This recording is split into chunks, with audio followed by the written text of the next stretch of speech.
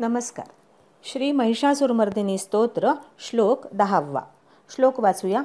ऐ सुमनस सुमनस सुमनस सुमनस सुमनोहर कांतियुते श्रितरजनी रजनी रजनी रजनी रजनी कर वक्त्रवृते सुनयन विभ्रमर भ्रमर भ्रमर भ्रमर भ्रमराधिपते जय जय हे महिषासुरमर्दिनी रम्यकपर्दिनी शैलसुते.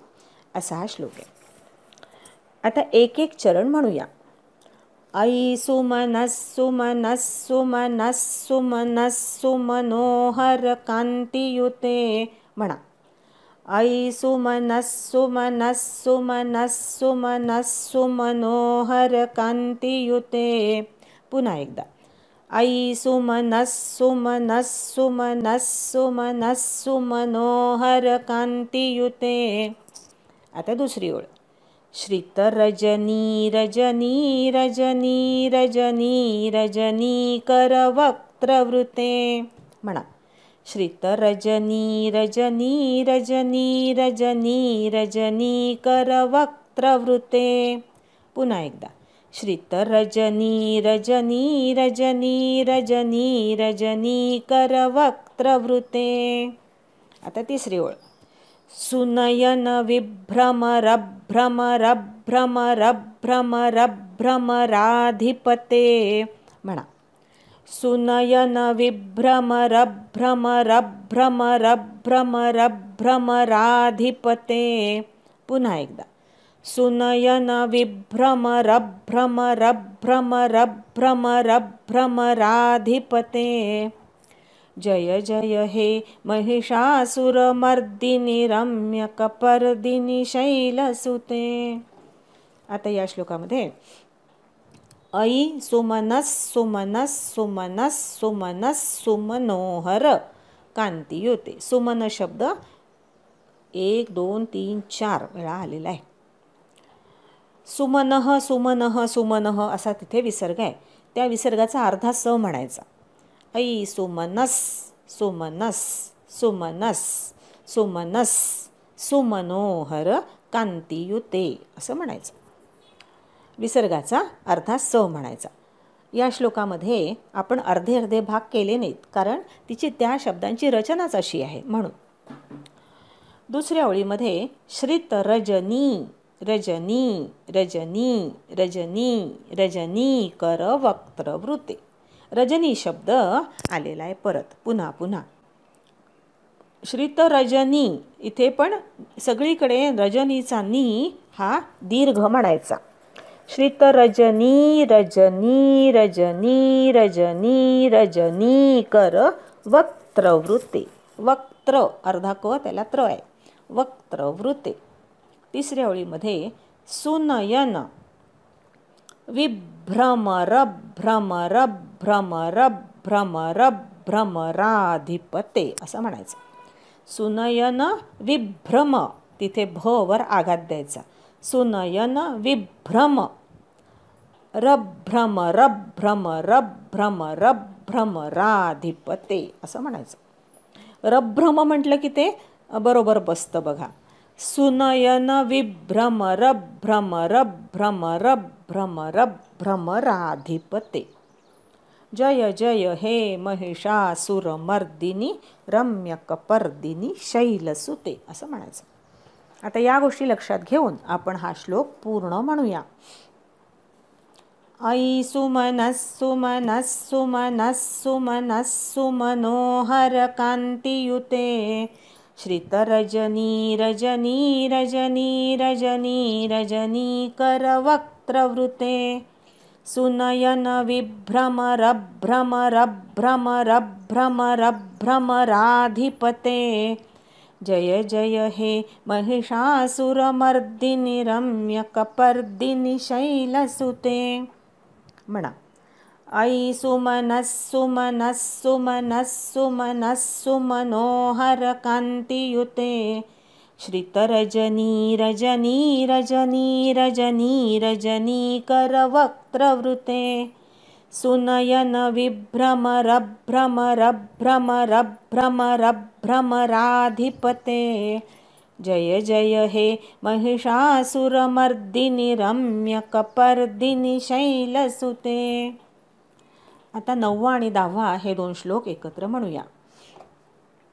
जय जय जप्य जये जय शब्द परस्तुति तत्पर विश्वनुते जन जन झिंझिमिनु झिंकृतनूपुर शिंजित मोहित भूतपते नटित नटार्ध नटी नटनायक नाटित नाट्यसुगानरते जय जय हे महिषासुरमर्दिनि रम्यकपर्दिनि शैलसुते. ऐ सुमनः कान्तियुते श्रितरजनी रजनी रजनी रजनी रजनीकरवक्त्रवृते सुनयन विभ्रमरभ्रमरभ्रमरभ्रमराधिपते जय जय हे महिषासुरमर्दिनि रम्यकपर्दिनि शैलसुते. अंबा माता की जय. नमस्कार. श्री महिषासुरमर्दिनी स्तोत्र श्लोक 10वा. श्लोक वाचूया. ऐ सुमनः कांतियुते श्रितरजनी रजनी रजनी रजनी रजनीकर वक्त्रवृते सुनयन विभ्रमरभ्रमरभ्रमरभ्रमराधिपते जय जय हे महिषासुरमर्दिनी रम्यकपर्दिनी शैलसुते. असा हा श्लोक आहे. आता अर्थ बघूया. पहिल्या ओळीमध्ये सुमन सुमन या शब्दाची पुनरावृत्ती झाली आहे आणि प्रत्येक वेळी त्याचा अर्थ वेगवेगळा आहे. सुमन म्हणजे विकाररहित, शुद्ध, पवित्र असणारे देव आणि सज्जन. सुमन म्हणजे पुष्प, कल्पवृक्षाच्या ताज्या आणि टवटवीत सुमनाप्रमाणे सुंदर कांतीने युक्त अशी. सुमन सुप्रसन्न, सुंदर मनाची, फुलाप्रमाणे मृदुल असे अर्थ याच्यामध्ये आहे. हे देवी, तू अशी आहेस. विकाररहित, शुद्ध, पवित्र असणारे देव आणि सज्जन यांच्यासारखी तू आहेस. पवित्र आहेस, शुद्ध आहेस. तू कल्पवृक्षाच्या ताज्या आणि टवटवीत अशा सुमनाप्रमाणे आहेस. तू सुंदर कांतीने युक्त आहेस. तू सुप्रसन्न आहेस. तू मृदुल आहेस. तू सुंदर मनाची आहेस. असा या सगळ्या शब्दांचा अर्थ आहे. सुमनोहर कांतियुते. सुमनोहर, सुंदर कांतीनी तू युक्त आहेस. अतिशय मनोहर अशा कांतीनी तू युक्त आहेस. असा पहिल्या ओळीचा अर्थ आहे. दुसरं, श्रितरजनी रजनी रजनी रजनी रजनीकर वक्त्रवृते. या ठिकाणी रजनी शब्द पुन्हा पुन्हा आलेला आहे. याचा पण प्रत्येक वेळी अर्थ हा वेगळा आहे. पुढच्या ओळीमध्ये भ्रमर शब्द आला आहे. त्या भ्रमराचा सुद्धा प्रत्येक वेळी भाव हा वेगवेगळा आहे. जितके अर्थ काढावे तितके अर्थ यातून निघतात. श्रितरजनी म्हणजे तुझ्या आश्रयाला जे येतात, श्रित तुझ्या आश्रयाला जे येतात त्यांना तू रजनीप्रमाणे, रात्रीप्रमाणे सुख देणारी आहे, विश्राम देणारी आहे. शरद पौर्णिमेच्या रात्रीप्रमाणे तू तुझ्या आश्रयाला येणाऱ्या भक्तांना सुख देणारी आहेस. श्रितरजनी अशी तू आहेस. सध्या शरद ऋतू सुरू आहे आणि या ऋतूतल्या रात्री या अतिशय प्रसन्न, सुखदायक अशा असतात. श्रितरजनी अशी तू आहेस. रजनी देवीचं नाव आहे. रजनी, रजनी म्हणजे रात्र. रात्रीप्रमाणे ही देवी सौम्य आहे, विश्राम देणारी आहे आणि रात्रीप्रमाणे रहस्यमयी आहे. रजनी, आद्या, दुर्गा तू आहेस. असा या रजनी शब्दाचा प्रत्येक वेळी वेगवेगळा अर्थ आहे. रजनीकर वक्त्रवृते. रजनीकर म्हणजे चंद्र आणि वक्त्र म्हणजे मुख. तू चंद्राप्रमाणे मुख असणारी आहेस. असा याचा अर्थ आहे. रजनीकर वक्त्रवृते. आता याच्यामध्ये रजनीमध्ये रज पण शब्द आला आहे, नीरज पण शब्द आला आहे, नीर पण शब्द आला आहे. अशा प्रकाराने वेगवेगळ्या रीतीने फोड करून या शब्दाचे अनेक अर्थ हे निघू शकतात. तू भक्तांची अंतःकरणं निळेप्रमाणे स्वच्छ करणारी आणि हळदीप्रमाणे पीतवर्णाच्या कांतीने शोभणारी आहे, असा पण यातून अर्थ असा पण अर्थ इथे अभिप्रेत असतो. अशा रीतीने हे देवी तू आहेस असा दुसऱ्या ओळीचा अर्थ आहे. तिसऱ्या ओळीमध्ये सुनयन विभ्रमर भ्रमर, या ठिकाणी भ्रमर शब्द पुन्हा पुन्हा आलेला आहे. विभ्रम म्हणजे हालचाली, लालित्य तुझं, डोळ्यांचं लालित्य. भ्रमराची उपमा दिली आहे. भ्रमर भुंगे ते काळे भोर असतात, मस्त मतवाले असतात, चंचल असतात. देवी तुझ्या काळ्याभोर डोळ्यातल्या हलणाऱ्या भावल्यांच्या भोवती चंचल भुंगे सुद्धा फिरू लागतात, असा त्याचा अर्थ आहे. हे देवी तुझ्या काळ्याभोर डोळ्यामधल्या भुंग्यांसारख्या काळ्याभोर डोळ्यातल्या ज्या त्या हलणाऱ्या बावल्या आहेत, चंचल भुंग्यांसारख्या हलणाऱ्या ज्या बावल्या आहेत आणि त्यांच्या भोवती चंचल असणारे भुंगे हे घिरट्या घालायला लागतात, फिरू लागतात, असं म्हटलंय. स्वसादृश्याने भ्रमित होतात. त्यांच्यासारखेच तुझे डोळे काळेभोर आणि चंचल आहेत आणि म्हणून त्या भुंग्यांना सुद्धा भ्रम होतो आणि ते तुझ्या डोळ्यांच्या भोवती गिरट्या घालू लागतात. अशी कवीनी देवीच्या डोळ्यांच्या सौंदर्याची कल्पना केली आहे आणि वर्णन केलेलं आहे. या सगळ्या उपमा संस्कृत साहित्यामध्ये आपल्याला अनेकदा दिसतात. कालिदासाच्या काव्यामध्ये सुद्धा अशा प्रकारच्या उपमा आहेत.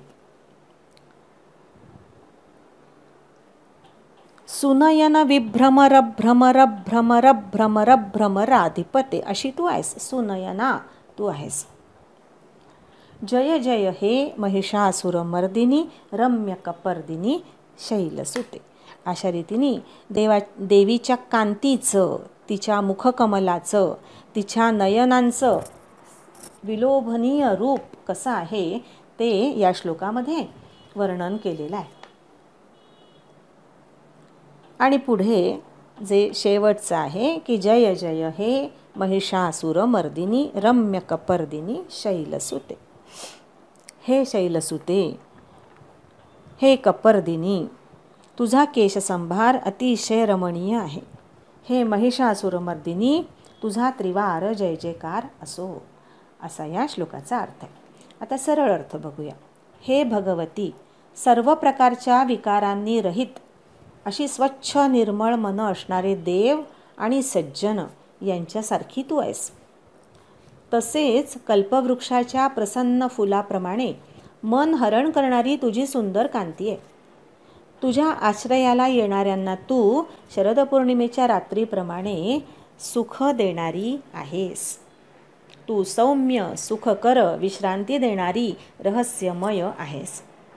तू सर्व संकट दूर करणारी आद्या दुर्गा रजनी आहेस.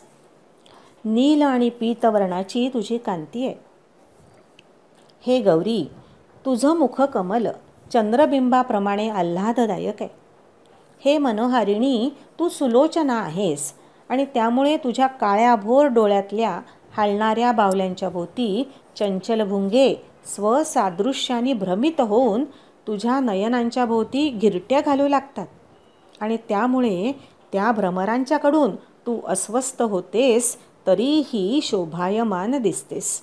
हे गिरिजे, तुझा केशसंभार अतिशय रमणीय आहे. हे महिषासुरमर्दिनी, तुझा त्रिवार जय जयकार असो. अंबा माता की जय.